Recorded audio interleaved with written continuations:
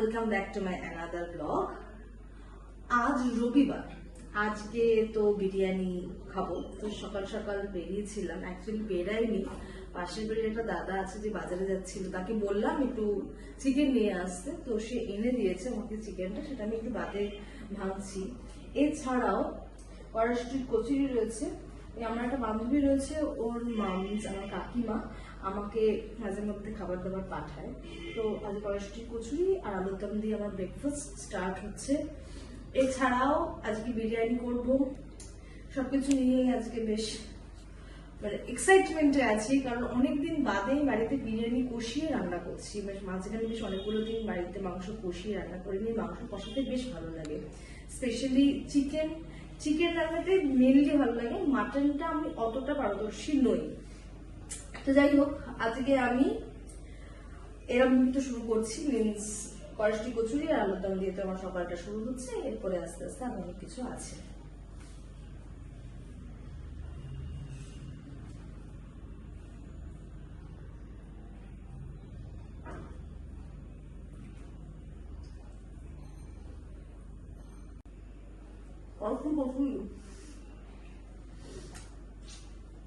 কড়াইশুটির কচুরি কিন্তু এখানে গাছ পায়। এই হলো মাংস, একটা লেগ দিয়েছে,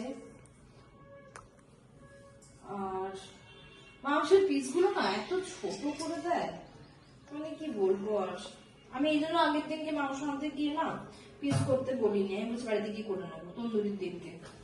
কাটার তো সেগুলো ছিল না, আর ছোট ছোট পিস করে দিয়েছে। বিরিয়ানি করবো, একটু বড় পিস হলে না ভালো লাগে।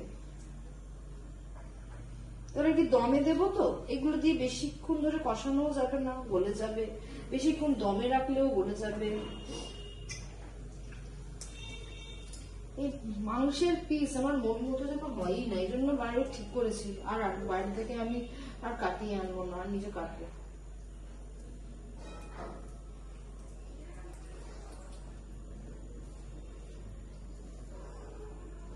এই রক্তগুলো পরিষ্কার করছি, তারপরে জল দিয়ে ধোবো। কারণ বেশিক্ষণ চিকেন, যদি ওটা সগুনো চিকেন তাহলেও বেশিক্ষণ চিকেন জল দিয়ে ধুলে না খুব শীতে হয়ে যায়। এই যে এইগুলো খায়, এটা কি বলে মিটে, তো আমরা খাই না।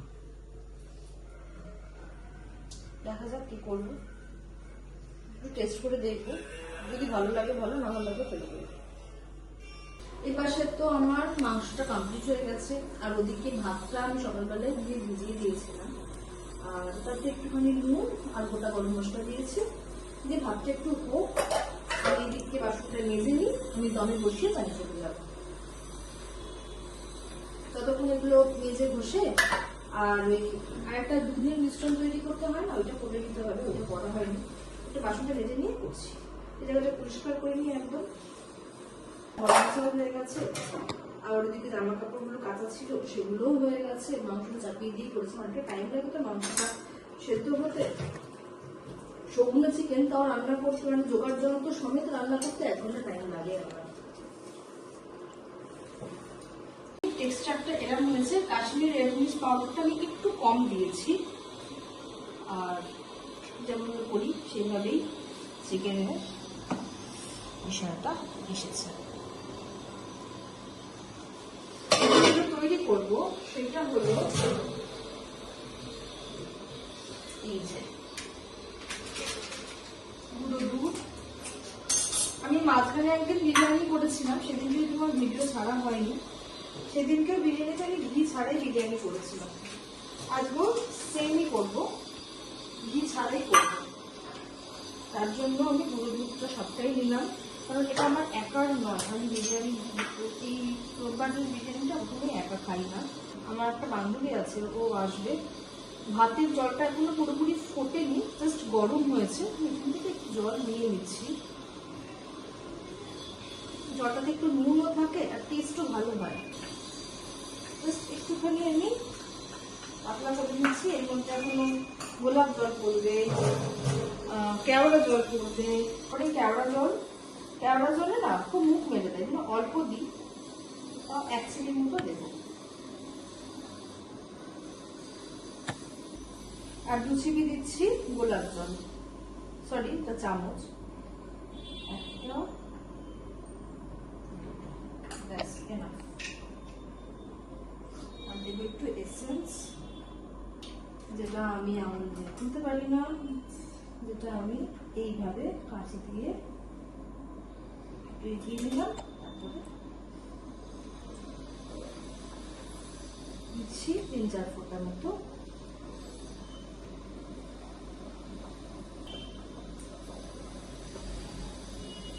আমাকে চোখে কতটা করেছে, হাফ শেষ হয়ে যাচ্ছে। এখন তো অ্যারোমাটা এখান থেকে জাস্ট দারুণ বেরোচ্ছে, কারণ ওদিকে বাসমতি চাল ফুটছে, যেটার একটা আলাদাই এসেন্স আছে, তার সাথে গরম মশলা আছে, গোটা গরম মশলা, তার সাথে চিকেন সবেমাত্র রান্নিয়েছি, যদি বিরিয়ানির এই গোলাপ জল, কেওড়া জল আর সেন্টের গন্ধ সব মিলিয়ে গন্ধটা মানে অসাধারণ বেরোচ্ছে। সমস্যাটা কি হয়েছে, গরম জলটা একটু বেশি গরম হয়ে গেছিল, আমি দিয়েছি তো একটু দলা পাঠিয়ে গেছে, একটু টাইম লাগবে। হোক আমি ততক্ষণে ভাতটা একবার দেখে নিই। আজকে রান্না করতে করতে ফোন এসেছিল, এবার ম্যাক একটা অর্ডার দিয়েছিলাম, ম্যাকটা এসে গেছে, যদিও ম্যাকটা এখনো আমি খুলে দেখিনি, কারণ আমার টাইম হয়নি, আমি ওটা খুলে দেখছি। এদিকে ভাতটা একবার দেখিনি, একটু মনে হয় ভাতটা হবে।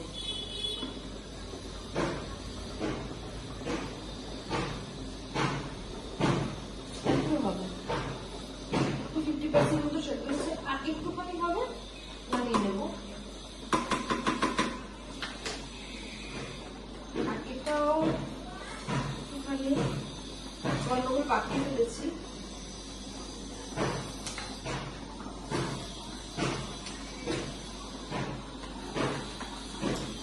এটা হোক, ততক্ষণে ম্যাকটা খুলি, আর মনে হয় কিছু হবে না, চটপট হয়ে যাবে।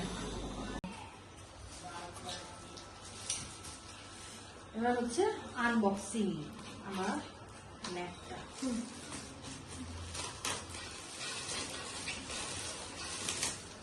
প্রত্যেক সময় ভাবি যে খুব সুন্দর করে আমি একটা আনবক্সিং করবো, কিন্তু তারপরে যেটা সেখান থেকে খুলতে থাকি, ও আচ্ছা ইজিলি খোলা যাবে।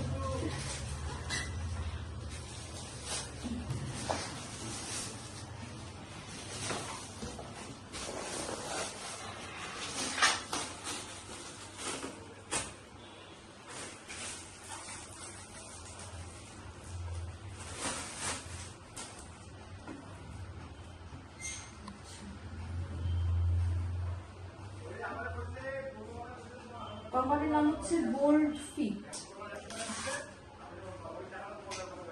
কিছু বলার নেই, আমার কখনোই ভদ্রভাবে করতে পারি না, কি হয়েছিলাম।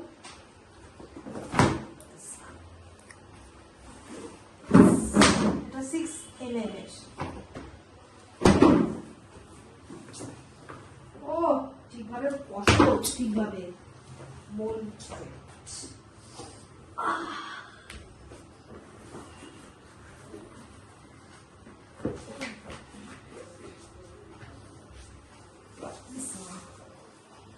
This one is my yoga mat. This soft, এটা বেশ মোটা, পায়ে মনে হয় না লাগবে, পারফেক্ট আছে, হাঁটুতে লাগছে না, ঠিকঠাক। যাই হোক, জোর কদমে আবার যোগা শুরু করতে হবে, কারণ আজকে আমি যোগা করিনি, গতকালকেও আমার করা হয়নি, আজকে তো আমি যোগা করিনি, তো আশা করছি আগামীকাল আবার রেগুলারই করবো।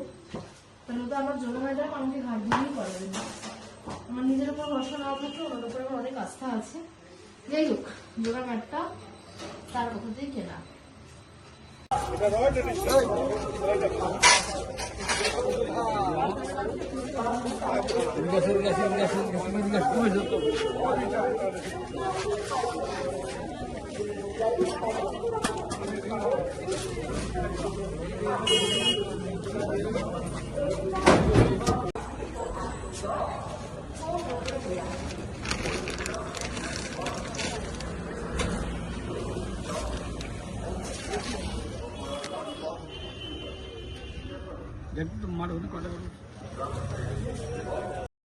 আর আমি সবেমাত্র বাড়ি ফিরলাম।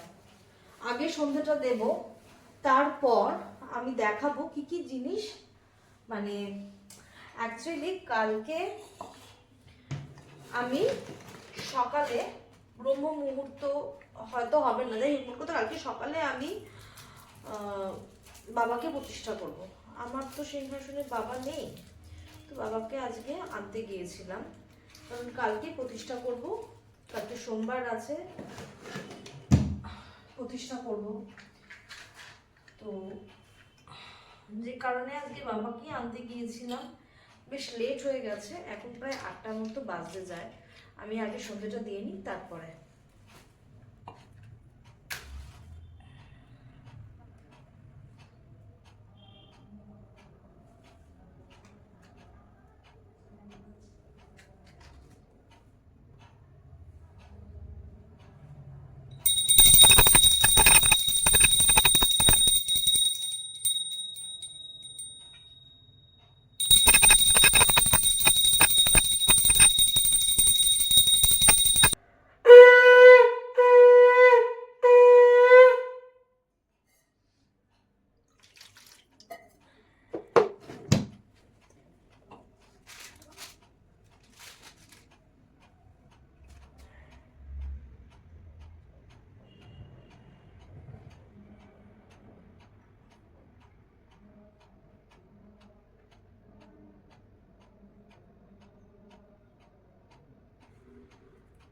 আগেই বলেছি ধুনোর গন্ধটা আমার বেশ ভালো লাগে।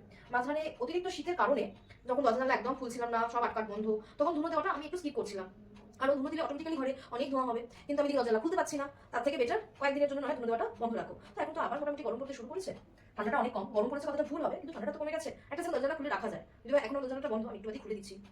আমি এসে জামা কাপড়টা চেঞ্জ করি, সুন্দরীতে বসে পড়েছি, তো যে কারণে আমার খোলা হয়নি, আমি খুলে দেবো। এদিকে আমার এটাও বেশ ধরে গেছে সুন্দর করে। ধুনো যদি প্রপারলি সুন্দর করে সাজানো যায় না, তাহলে ধুনো ধরে যায় খুব তাড়াতাড়ি। হ্যাঁ অবশ্যই সোফাটা ভিজে বলে কখনোই করবে না, এক সময় হয় বর্ষাকালে মেনলি পেয়েছি এরকম যে সোফাটাই ভিজে, তো অটোমেটিক্যালি জিনিসটা আর ভালো চলতে চায়নি। তো এটা আমি সারা বাড়িতে ঘুরিয়ে আনি, তারপরে দেখাচ্ছি আজকে বাবাকে কেমন এনেছি আর কি কি এনেছি সবটা দেখাচ্ছি।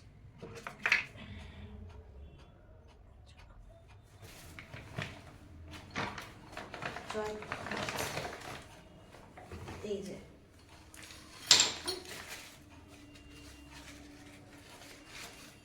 এই যে বাবা, এই যে তামার ঘট,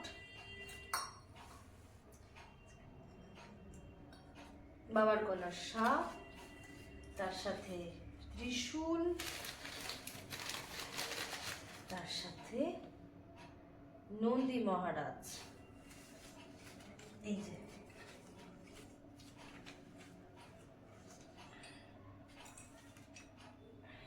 আর তার সাথে যেটা রয়েছে সেটা হলো এইটা, যেখানে বাবা, তার এইখানে নন্দী মহারাজ, আর এখানে বাবার ত্রিশূল,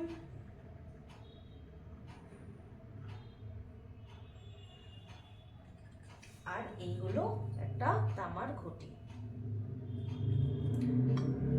সুন্দর হয়েছে না? আমাকে কিন্তু কমেন্টে জানাবেন। কালকে সকালবেলা এটা প্রতিষ্ঠা করব যখন, অবশ্যই সেটা শেয়ার করব।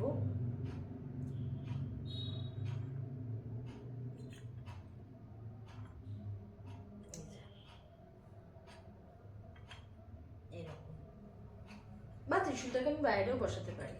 এতদিন বাবার নামে বেলপাতা দিতাম, কিন্তু বাবা থাকতো না, আর এবার থেকে সেটা হবে না, এবার থেকে বাবা থাকবে।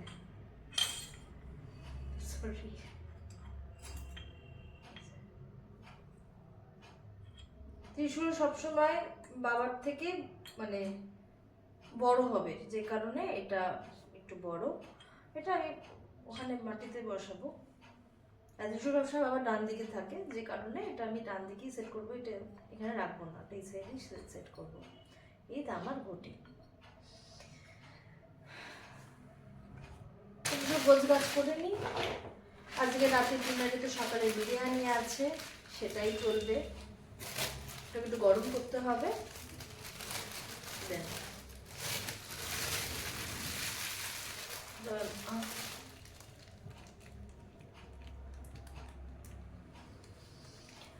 ধুনোর গন্ধ ভালো লাগলো। ধুনোটাকে আমি ঘরে রাখতে পারি না, বারান্দায় রেখে এসেছি। ঘরে যদি বা এই ভারত দর্শন আগরবাতি যেটা ধূপ, সেটার গন্ধেই একদম মমা করবে, সেটাই খুব ভালো লাগে। আজ রোববার দিনটা বেশ খাওয়া দাওয়া করে বাবাকে নিয়ে এসে মোটামুটি ঘরের অনেকগুলো কাজ করি। আর শুধু ঘরের ঝুলটাই আজকে ঝাড়িনি, বাকি সবটাই করেছি। বাথরুমটা পরিষ্কার করে নিয়েছি, সব কিছুই হয়েছে।